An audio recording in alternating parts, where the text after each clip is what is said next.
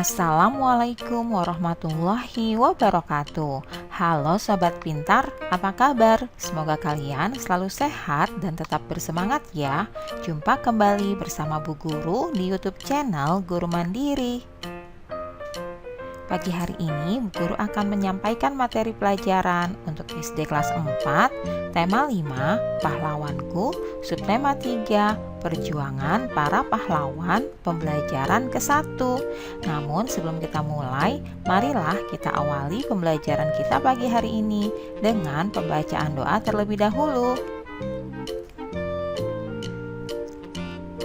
Indonesia mempunyai pahlawan-pahlawan nasional yang berjuang untuk merebut dan mempertahankan kemerdekaan. Siapa sajakah mereka? Lalu, apa yang telah mereka perjuangkan? Kemudian, sikap kepahlawanan seperti apa yang mereka miliki? Ayo kita cari tahu. Salah satu peninggalan raja-raja pada masa Islam yang diwariskan adalah sikap kepahlawanan. Sikap ini mempengaruhi sikap para pejuang pada masa penjajahan Belanda. Pahlawan Indonesia. Pahlawan adalah seseorang yang berjuang untuk negara. Setiap negara mempunyai pahlawan nasional.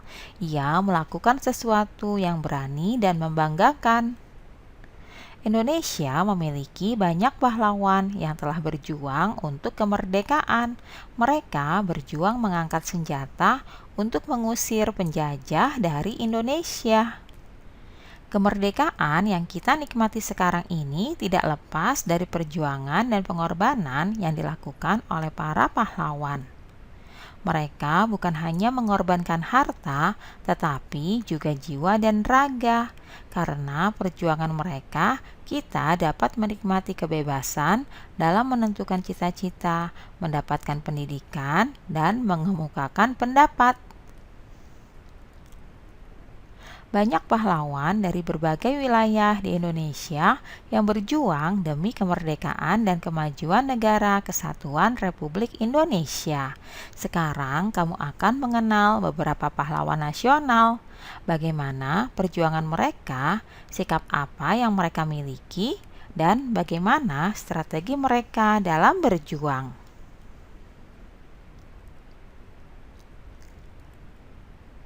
Yang pertama yaitu Cut Nyak-dien, berasal dari Aceh.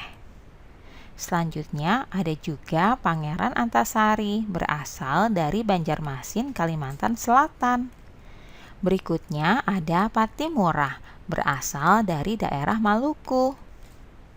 Pahlawan ini adalah Sisingamangaraja yang berasal dari Sumatera Utara. Berikutnya ada Dewi Sartika, berasal dari Jawa Barat. Kemudian ada Pangeran Diponegoro, berasal dari Yogyakarta. Nah, selanjutnya ada Silas Papare, berasal dari Papua.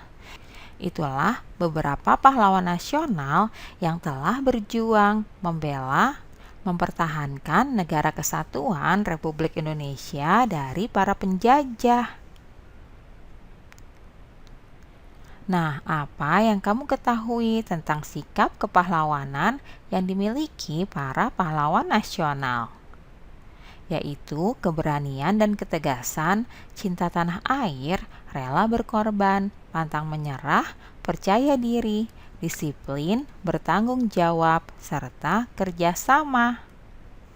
Selanjutnya, apa yang ingin kamu ketahui lebih lanjut tentang sikap kepahlawanan dari para pahlawan nasional? Yang ingin diketahui yaitu bagaimana cara menumbuhkan sikap kepahlawanan di tengah perbedaan yang ada. Selain itu, ingin tahu bagaimana cara memupuk sikap rela berkorban, waktu, harta, bahkan nyawa demi tanah air. Selanjutnya, kita juga ingin tahu bagaimana cara melatih diri agar memiliki sikap yang senantiasa mendahulukan kepentingan bersama ketimbang kepentingan pribadi. Berikut ini kita akan mengulas seorang pahlawan yang bernama Kapitan Patimura.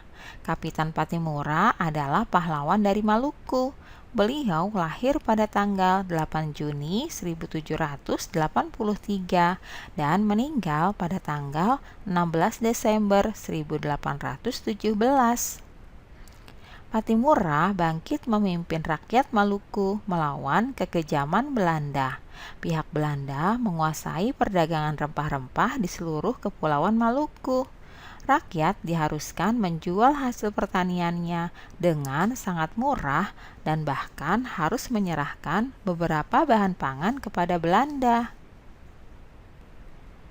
Pada tahun 1817, perlawanan rakyat Maluku yang dipimpin oleh Patimura berhasil merebut benteng Durstate di Saparua. Perlawanan Patimura meluas ke Ambon, Seram, dan tempat-tempat lainnya. Setelah berulang kali kalah melawan pasukan Patimura, Belanda akhirnya meminta bantuan pasukan dari Jakarta. Keadaan menjadi berbalik. Belanda semakin kuat dan rakyat Maluku terdesak. Akhirnya Patimura ditangkap Belanda. Pada tanggal 16 Desember 1817, Patimura menjalani hukuman mati di tiang gantungan. Nah, sekarang tulislah sikap kepahlawanan yang dimiliki oleh Patimura dan juga raja-raja pada masa Islam.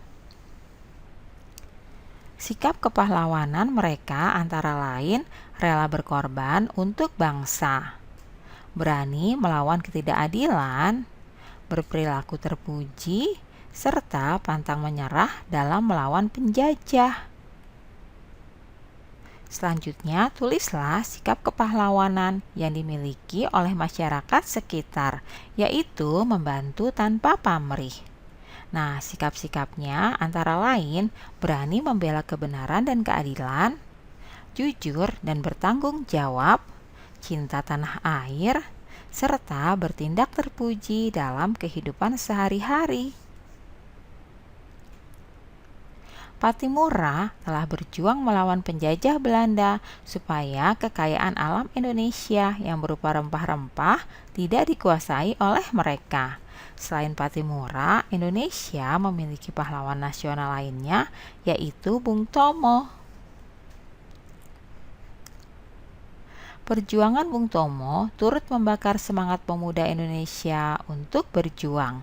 Karena itulah beliau pantas dijuluki pahlawan nasional. Untuk mengenang jasa Bung Tomo, ada beberapa barang milik Bung Tomo yang disimpan di Tugu Pahlawan Surabaya. Salah satu peninggalan Bung Tomo adalah mobil. Mobil Bung Tomo berjenis Opel Kapitan. Mobil itu berwarna hitam dan menjadi koleksi Museum Tugu Pahlawan di Surabaya. Salah satu hal yang membedakan mobil Bung Tomo dengan mobil sekarang adalah posisi kaca spion. Mobil Bung Tomo hanya memiliki satu kaca spion yang berada di dalam mobil. Salah satu bagian mobil yang penting adalah kaca spion ya. Kaca ini bisa menghasilkan bayangan yang lebih kecil dari ukuran benda sebenarnya. Tahukah kamu bagaimana sifat cermin? Bagian lain dari mobil adalah lampu. Pada lampu terdapat permukaan cekung yang menyerupai cermin cekung. Cermin cekung ini berfungsi untuk memfokuskan cahaya sampai jarak jauh. Nah, sekarang kita akan melakukan percobaan ya. Siapkan peralatan berikut ini. Yang pertama, cermin cembung atau bagian cembung sendok atau spion. Kemudian, cermin cekung yaitu bagian cekungan sendok. Selanjutnya, cermin datar. Kemudian, lihatlah bayangan pada tiap cermin. Nah, ini adalah bayangan pertama, bayangan kedua, dan bayangan ketiga. Apakah yang terjadi pada bayangan tiap-tiap cermin? Kita tuliskan bayangan yang dihasilkan ya. Kita buat tabel seperti berikut ini. Tuliskan nama cermin, lalu tuliskan bayangan yang dihasilkan. Misalnya seperti berikut ini. Nama cermin yaitu cermin cembung. Sifat bayangan cermin cembung adalah maya, tegak, dan diperkecil. Selanjutnya, cermin cekung. Jika benda berada di ruang 1, maka bayangan benda di ruang 4. Sifat bayangannya adalah maya, tegak, dan diperbesar. Jika benda berada di ruang 2, maka bayangan berada di ruang 3. Sifat bayangan adalah nyata, terbalik, dan diperbesar. Nah, untuk berikutnya, jika benda berada di ruang 3, maka bayangan berada di ruang 2. Sifat bayangannya adalah nyata, terbalik, dan diperkecil.